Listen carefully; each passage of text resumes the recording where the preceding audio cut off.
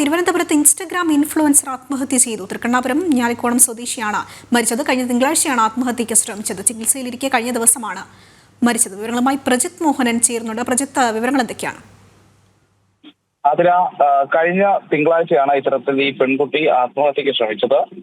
പിന്നീട് മെഡിക്കൽ കോളേജിലടക്കം ചികിത്സയിലിരിക്കെയാണ് പെൺകുട്ടി ഇന്ന് കഴിഞ്ഞ ദിവസം മരണപ്പെട്ടത്. എന്തായാലും നമുക്ക് മനസ്സിലാക്കാൻ കഴിയുന്നതനുസരിച്ച് സാമൂഹ്യ മാധ്യമങ്ങളിൽ ഉണ്ടായ സൈബർ ബുള്ളിങ്ങിന് പിന്നാലെയാണ് പെൺകുട്ടിക്ക് ഇങ്ങനൊരു ആത്മഹത്യാ ശ്രമമൊക്കെ പെൺകുട്ടി നടത്തുന്ന സാഹചര്യം ഉണ്ടായത് എന്നുള്ളതാണ്. പ്രത്യേകിച്ച് പെൺകുട്ടി തന്റെ സുഹൃത്തുമായി അല്പനാൾ കുറച്ച് ദിവസം മുൻപ് വേർതിരിഞ്ഞിരുന്നു. ഈ വേർപിരിയുന്ന സമയത്ത് ഈ യുവാവിന്റെ സുഹൃത്തുക്കൾ അടക്കമുള്ള ആളുകൾ ഈ രീതിയിൽ സൈബർ ബുള്ളിംഗ് നടത്തി എന്നുള്ളതാണ് നമുക്ക് പ്രാഥമികമായി മനസ്സിലാകുന്നത്. അത് സ്ഥിരീകരിച്ച വിവരമല്ല. പക്ഷെ അങ്ങനെ സമൂഹ മാധ്യമങ്ങളിൽ ഇതുമായി ബന്ധപ്പെട്ടുള്ള രീതിയിലുള്ള അധിക്ഷേപ പരാമർശങ്ങളൊക്കെ വന്നു. അപ്പോൾ ഇതിലും മനംതൊന്നാണ് പെൺകുട്ടി ആത്മഹത്യക്ക് ശ്രമിച്ചത് എന്നുള്ളതാണ് ബന്ധുക്കളുടെ പരാതി. എന്തായാലും പോലീസ് പ്രാഥമികമായി അസ്വാഭാവിക മരണത്തിന് കേസെടുത്തിട്ടുണ്ട്.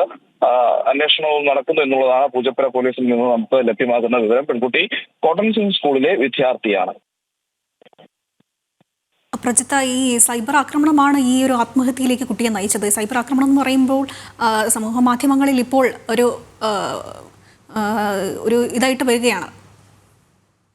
സമൂഹ മാധ്യമങ്ങളിൽ സൈബർ ബുള്ളിംഗ് നടക്കുന്നതുമായി ബന്ധപ്പെട്ടുള്ള ഒട്ടനവധി സംഭവ വികാസങ്ങളുണ്ട്.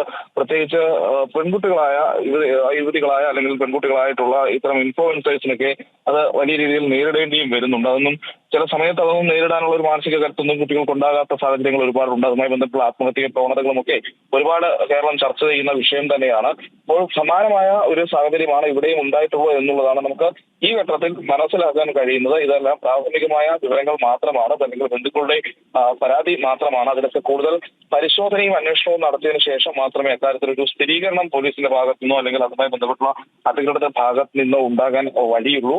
കാരണം ഈ സൈബർ ബുള്ളിംഗ് എന്നൊക്കെ പറയുമ്പോഴും പലപ്പോഴും അത് പെൺകുട്ടികൾ ഇത്തരത്തിൽ ഇൻഫ്ലുവൻസ് ആയ പെൺകുട്ടികൾ പലപ്പോഴും നേരിടുന്നത് തന്നെയാണ്. അപ്പോൾ അത് സ്ഥിരമായിരുന്ന സാഹചര്യത്തിൽ അത്തരം വിഷയത്തിൽ പെട്ടെന്നൊരു ആത്മഹത്യയിലേക്ക് പോയതാണോ അല്ലെങ്കിൽ മറ്റെന്തെങ്കിലും കാരണം ഇതിന് പിന്നിൽ ഉണ്ടോ തുടങ്ങിയിട്ടുള്ള എല്ലാവിധ ഇൻഫ്ലുവൻസർ ആത്മഹത്യ ചെയ്ത സംഭവത്തിൽ ഇപ്പോൾ ആത്മഹത്യക്ക് പ്രേരണയായി ഈ സൈബർ ആക്രമണം എന്ന് പറയുന്നു. ഇത് സംബന്ധിച്ചുള്ള എന്തെങ്കിലും തെളിവുകളോ അങ്ങനത്തെ എന്തെങ്കിലും വിശദാംശങ്ങൾ ലഭ്യമായിട്ടുണ്ടോ?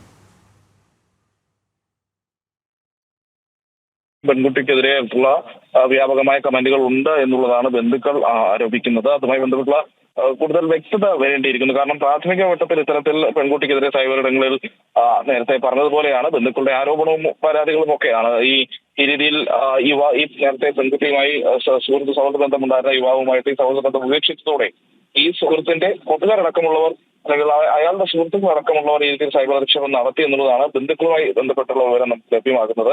പക്ഷെ അത് സ്ഥിരീകരണം വരേണ്ട വിഷയം അത് പോലീസിന്റെ ഭാഗത്തു നിന്നാണ്. കാരണം കൃത്യമായ അന്വേഷണം നടത്തിയ ശേഷം മാത്രമേ, പരിശോധനകൾ നടത്തിയ ശേഷം മാത്രമേ സമാനമായൊരു വിഷയത്തിൽ കൃത്യമായൊരു വിവരങ്ങൾ ലഭ്യമാകുകയുള്ളൂ. അപ്പോൾ ഇനിയുള്ളത് എന്തായാലും പെൺകുട്ടി ആത്മഹത്യക്ക് ശ്രമിച്ചു, പെൺകുട്ടി ചികിത്സയിലിരിക്കെ മരിച്ചു. അതിൽ ഇനിയിപ്പോൾ അന്വേഷണമാണ് നടക്കേണ്ടത്. അന്വേഷണത്തിന് ശേഷം മാത്രമേ അതിലൊരു സ്ഥിരീകരണം അല്ലെങ്കിൽ ഇത് സൈബർ ബുള്ളിങ്ങിനെ തുടർന്നുള്ള ആത്മഹത്യയാണ് അല്ലെങ്കിൽ ആത്മഹത്യാ ശ്രമമാണ് എന്നുള്ള കാര്യത്തിൽ ഒരു സ്ഥിരീകരണം നമുക്ക് ലഭ്യമാവുകയുള്ളൂ. ശരി. തിരുവനന്തപുരത്ത് ഇൻസ്റ്റഗ്രാം ഇൻഫ്ലുവൻസർ ആത്മഹത്യ ചെയ്തു. തൃക്കണ്ണാപുരം ഞാലിക്കോണം സ്വദേശിയാണ് മരിച്ചത്. കഴിഞ്ഞ തിങ്കളാഴ്ചയാണ് ആത്മഹത്യക്ക് ശ്രമിച്ചത്. ചികിത്സയിലിരിക്കെ കഴിഞ്ഞ ദിവസമാണ് മരണം സംഭവിച്ചത്. വിവരങ്ങൾ നൽകുകയായിരുന്നു പ്രജിത് മോഹനൻ.